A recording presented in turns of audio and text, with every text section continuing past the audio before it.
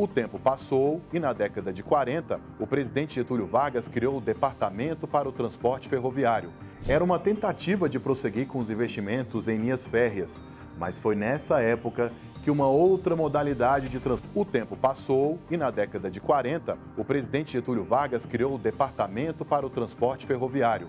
Era uma tentativa de prosseguir com os investimentos em linhas férreas, mas foi nessa época que uma outra modalidade de transporte surgiu.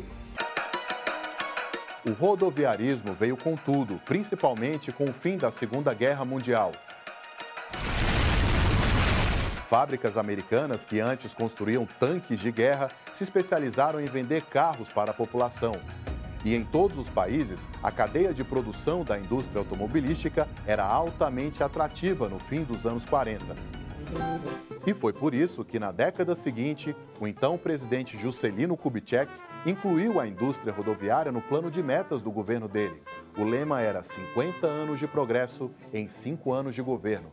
JK reduziu os recursos públicos para ferrovias e aumentou o incentivo para a construção das vias para os carros. O tempo passou e, na década de 40, o presidente Getúlio Vargas criou o Departamento para o Transporte Ferroviário.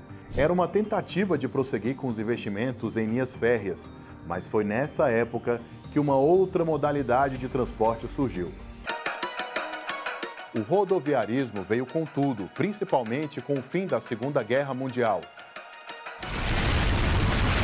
Fábricas americanas que antes construíam tanques de guerra se especializaram em vender carros para a população.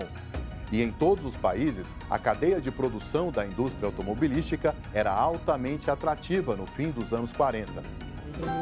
E foi por isso que, na década seguinte, o então presidente Juscelino Kubitschek incluiu a indústria rodoviária no plano de metas do governo dele. O lema era 50 anos de progresso em 5 anos de governo. JK reduziu os recursos públicos para ferrovias e aumentou o incentivo para a construção das vias para os carros.